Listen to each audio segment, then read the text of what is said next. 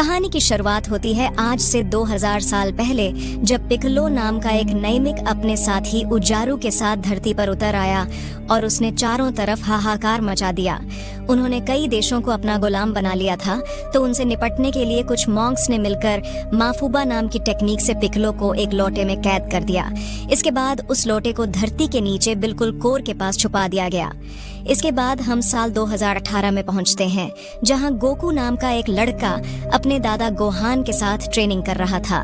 हालांकि Goku martial arts का master था, पर फिर भी वो हर बार अपने दादा के शैडो अटैक से हार जाता। इसमें उसके दादा उस पर जबरदस्त हवा से वार करते थे, जिससे गोकू उड़ता हुआ सब्जियों से जा टकराया। खैर, फिर गोहान ने गोकू को उठाया और उसे भी ऐसे ही हवा की ऊर्जा पैदा करने सिखाई, मगर गोकू अपनी हवा से सिर्फ पत्ते हिलाने में कामयाब रहा। खैर, ट्रेनिंग के बाद गोहान ग्रीन हाउस में गया, जहां उसने गोकू को उसके 18वें जन्मदिन का तोहफा दिया। जब गोकू ने तोहफा खोला तो उसने देखा कि उस बॉक्स में एक ऑरेंज बॉल थी। तब उसके दादा ने उसे समझाया कि ये एक ड्रैगन बॉल है।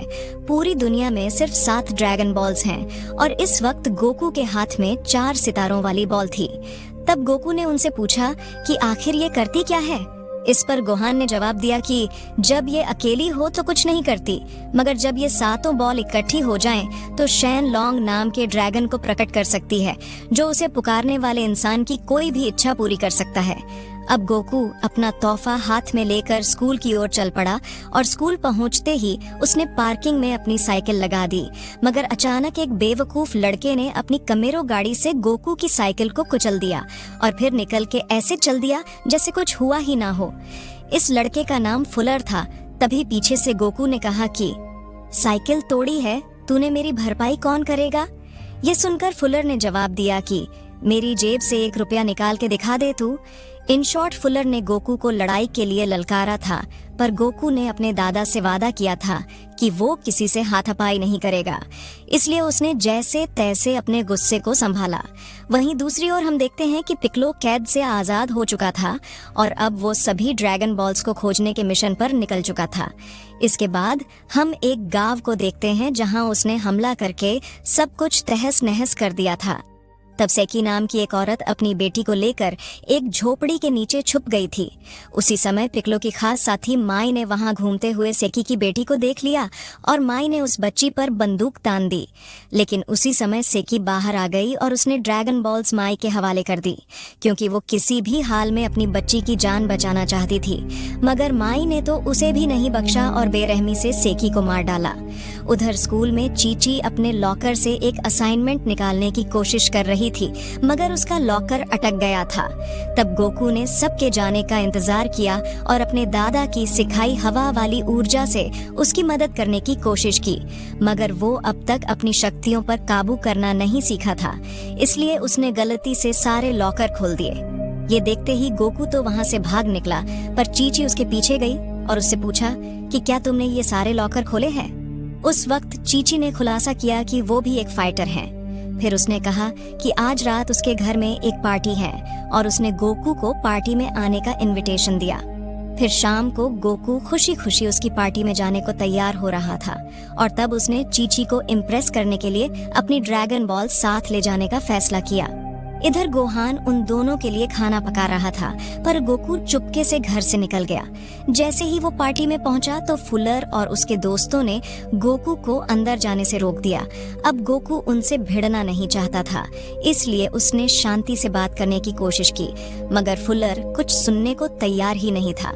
आखिरकार गोकू उससे पीछे हटते हटते तंग आ चुका था, इसलिए उसने अपनी फाइटिंग स्किल्स के इस्तेमाल से फुलर और उसकी गैंग की हड्डी फसली एक कर दी।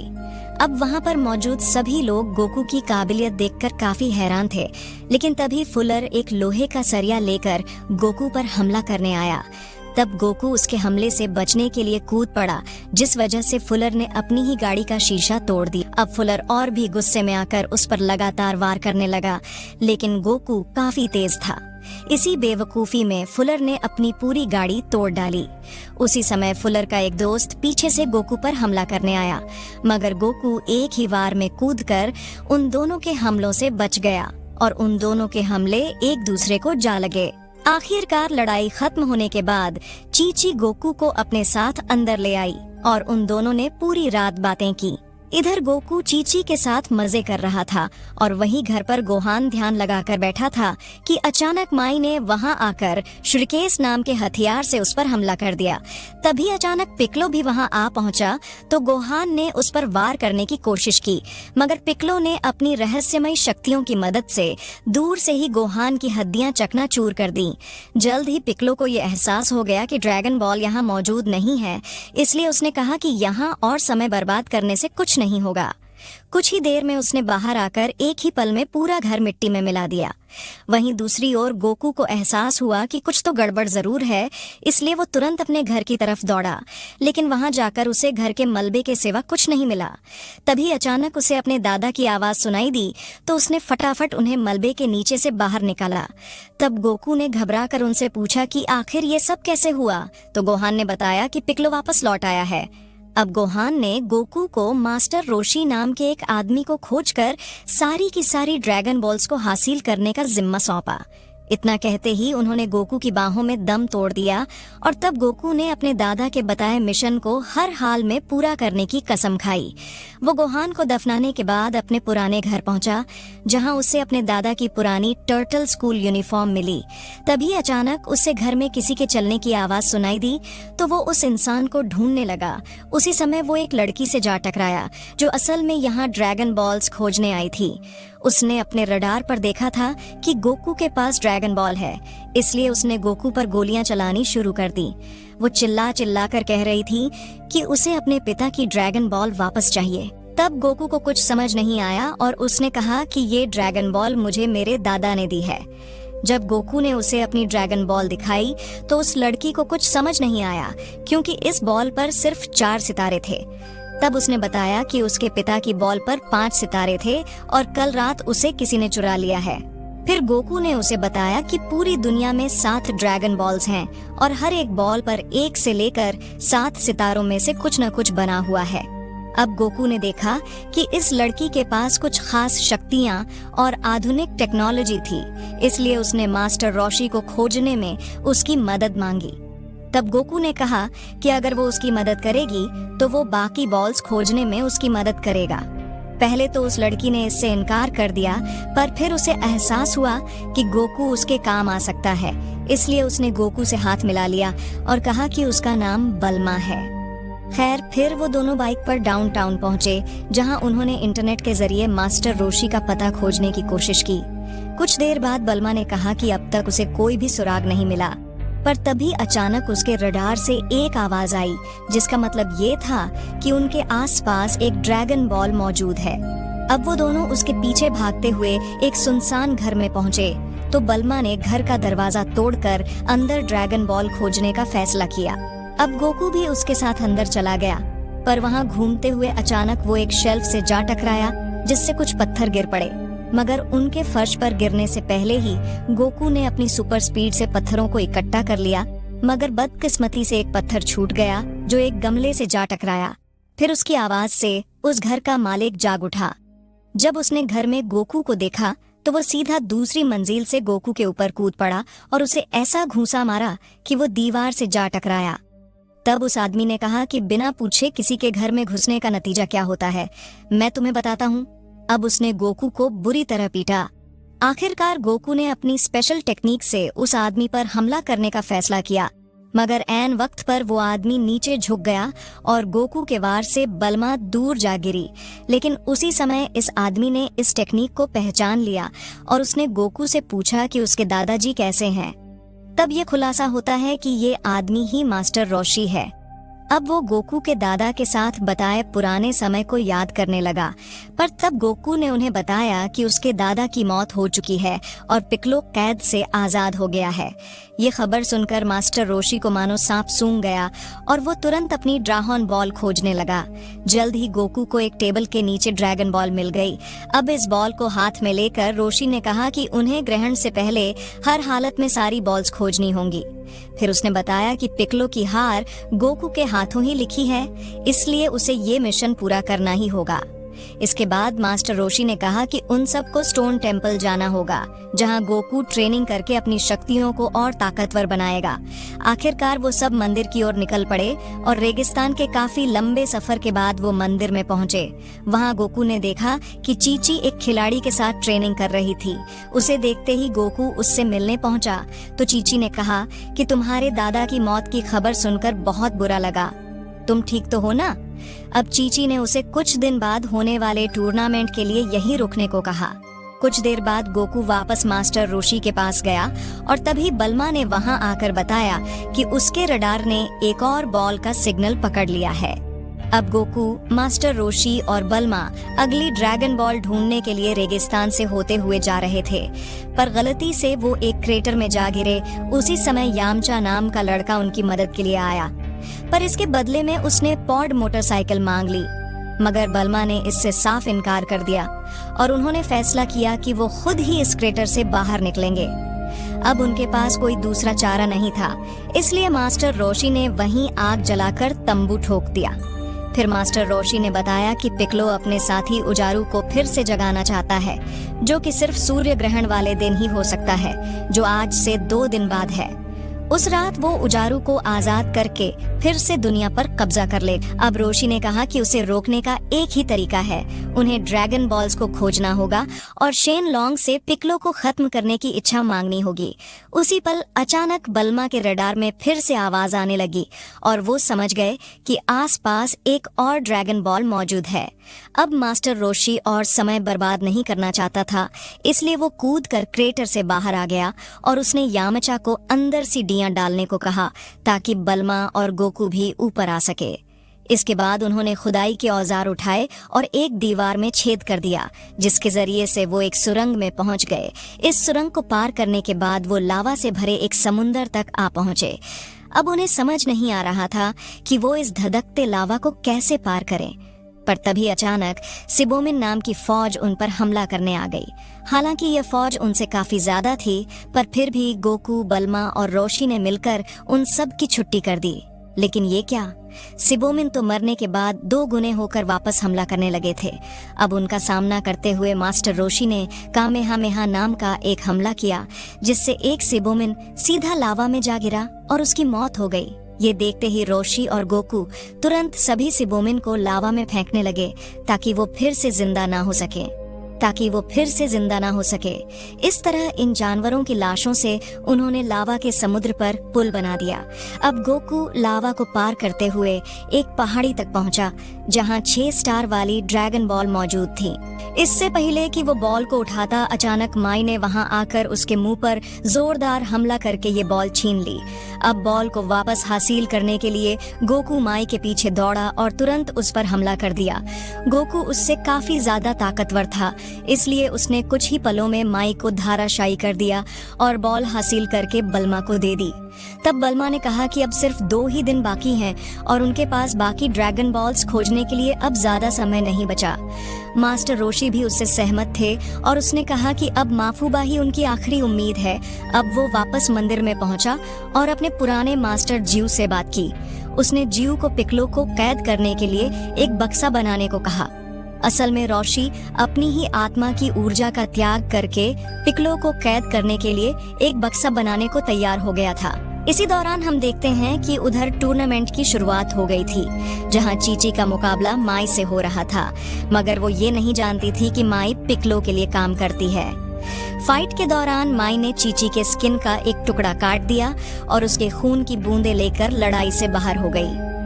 कुछ समय बाद गोकू चीची से मिलने पहुंचा और उसने चीची से माफी मांगी, क्योंकि वो उसका मुकाबला देखने नहीं आ सका था।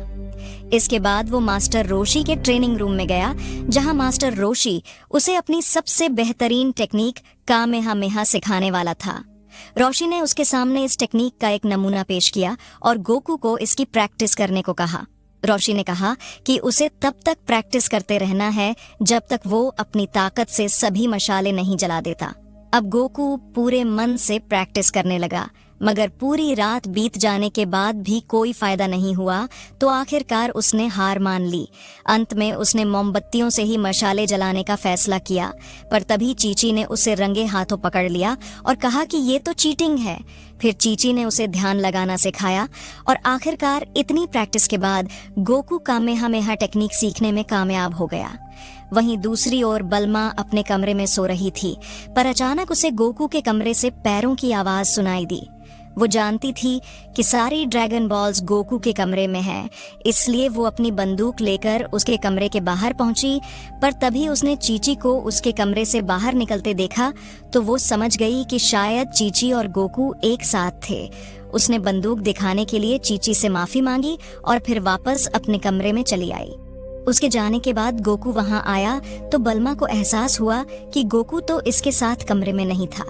तभी अचानक उसके रडार ने सिग्नल पकड़ा और वो समझ गई कि चीची ने सारी ड्रैगन बॉल्स चुरा ली है।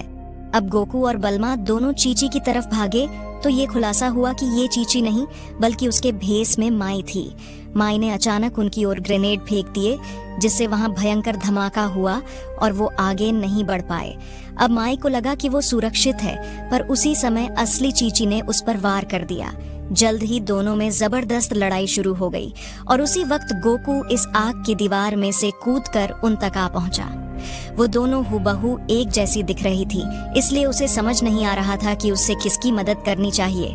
तभी अचानक एक चीची नीचे गिरकर गोकू की मदद मांगने लगी। तब गोकू ने दूसरी चीची पर हमला बोल दिया, पर यह बहुत बड़ी गलती थी क्योंकि ये तो असली चीची थी। इसी दौरान माई उठ खड़ी हुई और वो गोकू पर बंदूक चलाकर वापस अपने असली रूप में आ गई। इसके बाद वो सभी ड्रैगन बॉल्स चूरा कर वहां से भाग निकली। माई के जाने के बाद बल्मा और उसके साथी गोकू के आसपास इकट्ठा हो गए। उन्होंने देखा कि गोकू जल्द ही दम तोड़ने वाला था। उसकी जान बचाने के लिए रोशी ने अपनी सारी ऊर्जा अपनी उंगलियों में इकट्ठी की और गोकू की छाती पर कामेहामेहा जैसा सुनहरा गोला छोड़ दिया। ऐसा करते ही गोकू की आत्मा की शक्ति 100 गुना बढ़ गई और वो उसी पल जाग उठा। जल्द ही बल्मा ने रडार में देखा कि सारी ड्रैगन बॉल्स एक जगह इकट्ठी हो गई थी। तो रोशी ने कहा कि जल्द ही ड्रैगन टेम्पल में शेन लॉन्ग पिकलो के सामने प्रकट हो जाएगा। अब वो फटाफट गाड़ी की ओर दौड़े। तभी मास्टर जीव ने गोकू को रोशी की ऊर्जा से बना हुआ बक्सा दिया। इस बक्से को हाथ में लेकर वो सब तेजी से ड्रैगन टेम्पल की ओर निकल पड़े। वहां हम देखते हैं कि पिकलो ने 7 ड्रैगन बॉल्स एक साथ रख दिए थे और ऐसा करते ही उनकी शक्तियां जागृत हो गई थीं। उसी पल अचानक जमीन टूटने लगी और फिर जमीन से एक बड़ा सा पिलर बाहर आया। उधर गोकू अपने दादा की टर्टल यूनिफॉर्म पहने ड्रैगन टेम्पल की ओर जा रहा था। उसी समय यामचा ने उनकी गाड़ी को हवा में उड़ा दिया और वो सभी पिलर की चोटी की ओर निकल पड़े। उधर मास्टर रोशी ने ड्रैगन बॉल्स का काम रोकने के लिए कामेहामेहा को जागृत किया और जैसे ही पिकलो ने उन सबको वहां आते देखा तो उसने भी जोरदार ऊर्जा के गोले से वार किया। वो सीधा कामेहामेहा से जा टकराया। फिर वहां इतना जबरदस्त धमाका हुआ कि सारी ड्रैगन बॉल्स मूर्ति से नीचे गिर गई। इसके अलावा गोकू और उसके साथियों की गाड़ी का बैलेंस भी बिगड़ गया और वो सब सीधे नीचे जा गिरे। अब पिकलो उन पर वार करने के लिए सामने आया तो उसी समय मास्टर रोशी को माफूबा बक्सा दिखाई दिया। अब रोशी ने इसी की मदद से पिकलो को कैद करने का फैसला कर लिया था। वहीं गोकू और पिकलो का आमना सामना हुआ तो गोकू ने कहा कि मैं ही तुझे खत्म करूंगा। पर तब पिकलो ने खुलासा किया कि गोकू असल में उजारू का ही वंशज है और जैसे ही चंद्र ग्रहण लगेगा तो वो उजारू में बदल जाएगा और अपने ही हाथों से अपने भी साथियों की जान लेगा। उसी पल चांद ने सूरज को ढक लिया और गोकू का शरीर दर्दनाक तरीके से मॉन्स्टर का रूप लेने लगा। मॉन्स्टर बनने के बाद वो बल्मा और यामचा के पीछे पड़ गया। इसी मौके का फायदा उठाकर रोशी ने माफूबा का बक्सा उठाया और पिकलो को कैद करने का मंत्र जाप करने लगा, लेकिन उसी समय पिकलो ने उस पर जोरदार वार कर दिया जिससे वो जमीन पे जा गिरा। उधर गोकू के हमलों से बचने के लिए यामचा ने बल्मा को आगे जाने को कहा और वो खुद गोकू का सामना करने के लिए रुक गया, मगर जल्द ही गोकू ने उजारू का रूप लेकर यामचा को धूल चटा दी और फिर पागलों की तरह बल्मा के पीछे पड़ गया। तभी अचानक मास्टर रोशी ने उसकी टांग पकड़ ली तो गोकू ने रोशी की गर्दन जकड़ ली। तब रोशी ने गोकू को उसकी असलियत याद दिलाने की कोशिश की, मगर वो नाकामयाब रहा और गोकू ने उसे मौत के घाट उतार दिया। उसी समय उजारू के अंदर मौजूद गोकू की आत्मा रोशी की मौत पर फूट फूट कर रोने लगी। उसे वो सारे अच्छे पल याद आए जो उसने रोशी के साथ बिताए थे। इसी के साथ गोकू की शक्तियां काफी बढ़ गईं और उसने अपना रूप बदलने से खुद को रोक लिया। जल्द ही वो अपने असली रूप में वापस आ गया। इसके बाद वो पिक्लो का मुकाबला करने पहुंचा तो पिक्लो ने उस पर आग के गोले बरसा दिए, लेकिन गोकू भी पीछे नहीं हटा और उसने हवा की ऊर्जा से पलटवार किया। जल्द ही दोनों में घमासान युद्ध शुरू हो गया और वो हवा में उड़ते हुए लड़ने लगे। उनकी शक्तियां एक दूसरे से काफी मिलती जुलती थीं, इसलिए दोनों एक दूसरे पर भारी पड़ रहे थे। इधर माई ने पीछे से बलमा के सर पर गोली चला दी, जिससे वो सुरंग में जा गिरी। जैसे तैसे बलमा उठ खड़ी हुई और माई पर बंदूक से पलटवार करने लगी। आखिरकार उसकी गोलियां खत्म हो गईं तो बलमा ने हथियार डाल दिए और कहा कि वो सारी ड्रैगन बॉल्स माई के हवाले कर देगी। लेकिन अचानक उसने अपना सुपर पॉड खोल दिया, जिसने एक बाइक का रूप ले लिया। तब माई ने झुककर उससे टकराने से बची और एक बार फिर बलमा पर हमला करने आई, पर तभी यामचा ने पीछे से आकर माई का काम तमाम कर दिया। वहीं दूसरी ओर पिलर की चोटी पर गोकू ने अपनी सारी शक्ति इकट्ठा करके ऊर्जा का आखिरी गोला तैयार किया। अब उसकी पूरी शक्ति इस एक हमले में समा गई और वह सीधा पिक्लो के वार को चीरता हुआ उसके सामने आ गया। आखिरकार उसने मास्टर रोशी के सिखाए हुए कामेहामेहा के हमले से पिक्लो को खत्म कर दिया। अंत में पिक्लो के खात्मे के बाद गोकू और उसके साथी रोशी की लाश के पास आ पहुंचे। उन सब ने ड्रैगन बॉल्स के मदद से रोशी को फिर से जिंदा करने का फैसला किया। तब गोकू ने सभी ड्रैगन बॉल्स को मूर्ति के सामने रखा और ऐसा करते ही ड्रैगन शेन लॉन्ग उनके सामने प्रकट हुआ। फिर गोकू और उसके साथियों ने शेन लॉन्ग से रोशी को फिर से जिंदा करने की विश मांगी। तब शेन लॉन्ग ने उनकी इच्छा पूरी की और रोशी के जिंदा होते ही सारी ड्रैगन बॉल्स एक बार फिर से अलग अलग दिशाओं में बहुत दूर जा गिरी। तो आपको ड्रैगन बॉल्स की ये अजीबोगरीब मूवी कैसी लगी कमेंट्स में जरूर बताना। मिलते हैं अगली वीडियो में। Thanks for watching.